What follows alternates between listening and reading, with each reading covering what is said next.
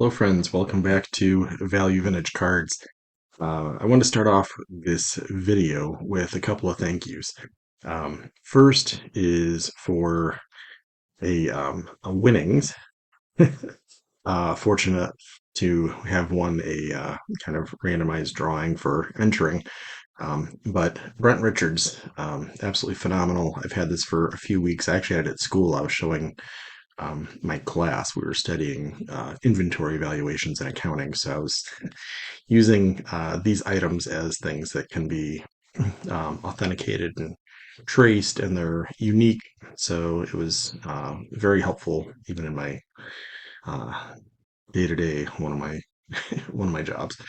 Um, but what I won, if you didn't catch that, Brent had a very cool um, VR slash viewer challenge. Um, and I was fortunate to come away with not one. That is a more traditional but limited kind of card. Very cool. And the other one is really neat because that's actually more of a personal rent item. So really cool image of Griffey, and it is limited by Brent's creativity and brilliance. So very, very cool. Two Griffey items. If you're not subscribed to his channel, obviously jump over and check that out. And you'll actually see that video where he does the drawing and the challenge and all the things if you're not already there. Um, and then the other thing that he included, which is kind of unique in my collection. I think I only have one or two items like this, um, but it is a autographed baseball. So complete with really cool case. So perfect for display. Something I'll have up on the shelf somewhere up there as you watch future videos. So much appreciated. Very, very cool. And huge thank you. Second, I'm going to jump over to Mark, Dodgers cards. And he reached out and just said, like, hey, what's your address? I have something for you. Um, you just always know it's going to be something thoughtful and very cool. And I was right. Something I never would have guessed, but very neat. So as he picks up these huge lots, um, last couple of videos have been George Sisler. So there's one of the Sisler kids. But what he said he thought was really neat. He said, I got the back in detail. And if you guys know, I like watching and um, learning intricate little details. And when I get cards, I read the entire back always. That's how we learn growing up. But right in the middle there, his dad is the Hall of Fame first baseman, George Sisler. So pretty cool. Very, very appreciated. Awesome to have a Dave Sisler in the collection. I think that's my second Dave Sisler, but I don't have that one. And yeah, just really thoughtful to even think of me. So much appreciated. Very, very kind. All right, let's dive in. I've got just, I think, five recent pickups, and I think we span at least the first three quite a bit of time. First one is one that is always in rough shape, and I actually had to change the holder. Man, you want to talk about stressful. Um, as you are picking through and trying to move this thing, you realize just how fragile it is. Um, but it is this. So that is a 1934 Butterfinger. Obviously, Chick Haffy, Chick Hafey. I don't know, Haffy Hafey. Um, that's one you can't really comment. Is it a strong A Hafey, or is it a softer A with a Haffy? I feel like I've heard it pronounced both ways, and I'm not a chick expert in this case. So I just thought that was such a neat image. His glasses are super cool. The size of these always makes great display. So, and that's dozens of dollars. That's not a huge item. Um, these unique. Ruth, Garrick, Fox, um, who else? Maybe Grove, maybe.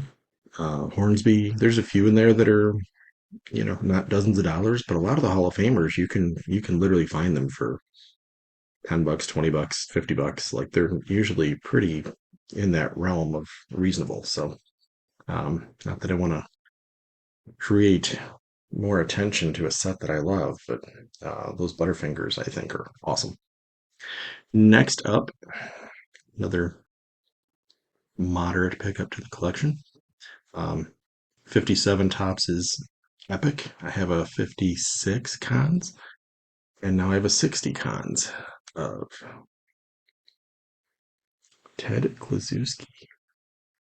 Always the gun show, but um, again, of course, when I can get him in a White Sox jersey, cool stadium in the background. Its sleeves are always cool. He always looks intimidating as all get out. This one has lots and lots of hot dog staining on the back, as well as really nice breakdown of his full career. So, photo credit when they go into like, he's Polish, he's married, um, all the really neat details of these cons. So, if you're looking for something different, and that probably, I mean, it's obviously, a different world. It's in a different classification, but that's probably not priced any different than a somewhat rough 57 tops uh, copy of his, which is 57's is a great one, but yeah, it's very, very reasonable. Next one I jumped at, and it's trimmed. I don't always do trimmed cards unless they're pennies on the dollar. This one I would say is probably dimes on the dollar.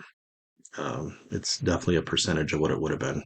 I think it's the lowest sale that PSA would have recorded, and they have sales going back to like 2012, 2013. So definitely price wise was modest. I think there's only 4 sales on PSA. I didn't check other sources, but um, population wise, I think there's 13 graded PSA. Um, and then SGC currently is down because I get up early in the morning, so they update their populations. Um, if you've never seen SGC down to update their populations, you're not up as early as I am. But I thought when I saw that, being that Walter Johnson is somebody I collect pretty significantly, I know I feel like I say that a lot, right? Um, but he's probably in the top tier of people I collect. I thought that image, anytime you get an image of him holding a bat, which there's not a lot like that, I jump at it. And again, it should have a whole border. So the white border on the one side should be around the entire card. As I've been watching this set, it's not the most uncommon thing to find a certain percentage of these trimmed. I don't know if people just thought they look better as like photographs, which I do enjoy that for that era. So if you're not familiar, 1923 Willard chocolate. This they list them two different ways. They have a Walter Johnson and they have a WP. So Walter Perry. But to me, you see the autograph, like all the details of this, just make that such a cool card. And again, like I'm gonna guess if you get this in any kind of respectable shape, um, you're probably gonna put a comma on that price. So tough set, very, very limited in its availability. I don't know that I've seen a Johnson for sale since I've been watching, which says something. So when I saw that pop up, I saw the condition was like but the price was also kind of in line with eh. So I said, you know what?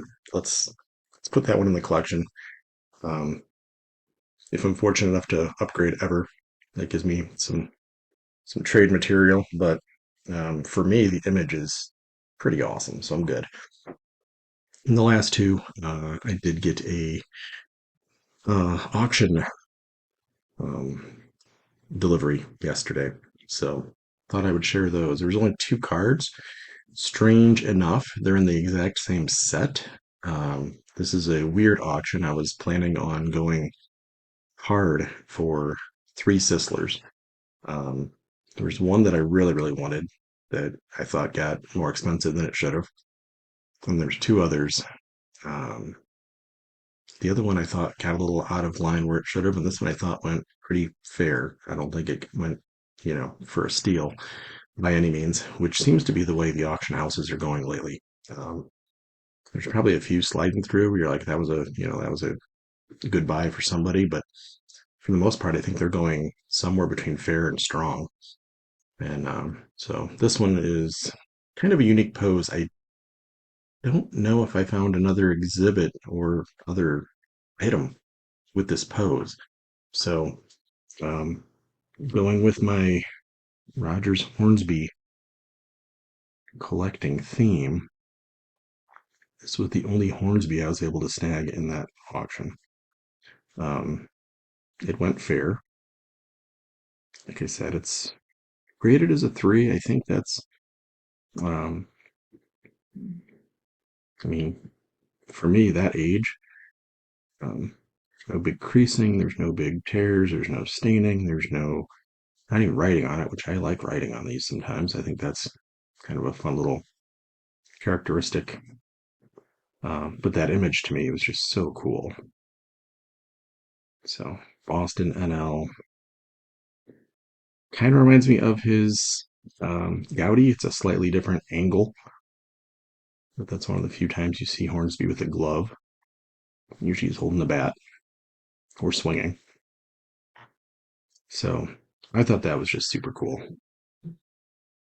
I even like the little details in the corner.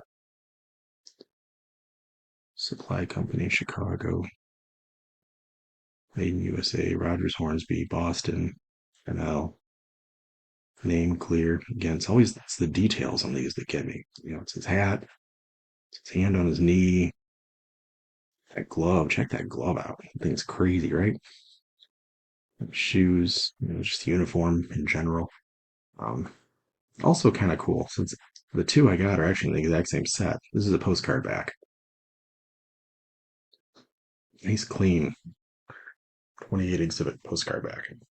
So that was the first of two. The other one, some of my friends watching this did a preview of the auction and they actually scanned through this card somewhat quickly. It wasn't one of the biggest in the auction, but it was at least brought up by somebody to, you know, log into. And I think a person or two said they saw it. So kind of fun, but I'll show the back first because it's a blank back. And I think folks that were doing that live or watching that live might know the card.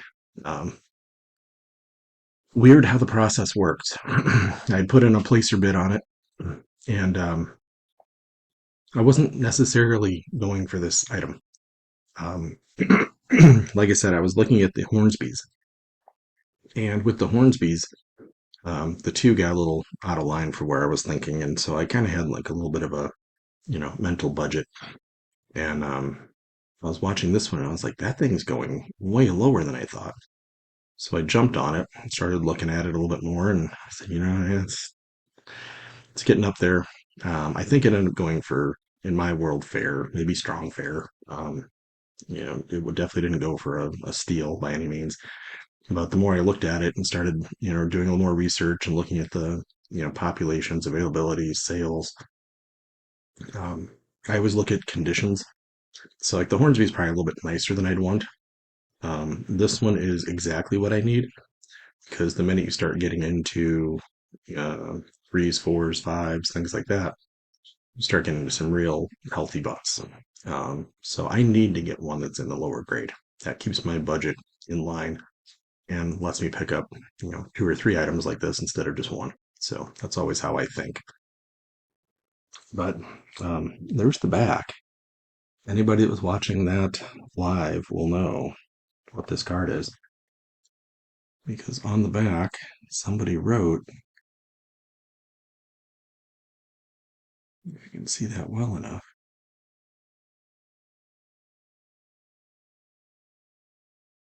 it says first base.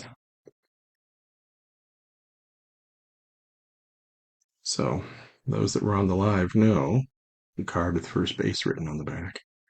What was that thing? So 28 exhibit. Gehrig, I'm going to say, give or take with different companies. Most of these were population somewhere between like 50 and 100. So um, not an impossible set, but there's not, 1,000 of them out there for sure. So I thought this as an example, when I got this in, I was actually way more pleased than I thought I was going to be. um, I was thinking there might be some more significant creases to it, and there's really not. I mean, there are definitely some creases. There's definitely some soft corners, but it's 0% interfering with that picture. Like to me, that is phenomenal. And the oversized stuff, again, look how big that thing is. That is excellent for how I collect and what I'm moving more and more into. I love the oversized stuff, as you can tell from what I just showed. So, unique image when you get those, the Hornsby and the Gehrig both are ones you don't see popping up 5, 6 times. They might be on one or two items, but they're not prevalent. So, I am beyond thrilled to have this thing in the collection. Um, adding a Gehrig is always a big deal, no matter what you're looking at.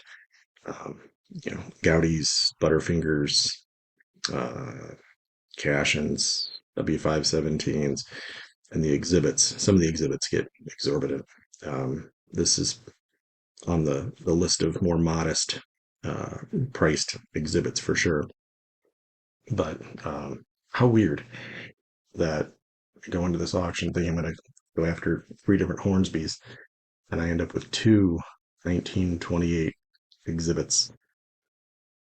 Um, Not the most common exhibit set by any means. So completely crazy that I end up with two from the same set of players that I really, really enjoy. And I think one side of my infield's pretty well covered if I were to have those two. So um, that's what I have. I want to say thank you once again to Brent and Mark for the kindness, the um, contest, and just the thoughtful friendship. So thank you, gentlemen. I hope everyone has some success with some auctions. We're trying to rope in a few more friends to these auctions because they're not all big cards. Sometimes you can find some reasonable ones sneaking through as well. So as always, I will see you guys on the next video as we count down to Strongsville and baseball season's off and running.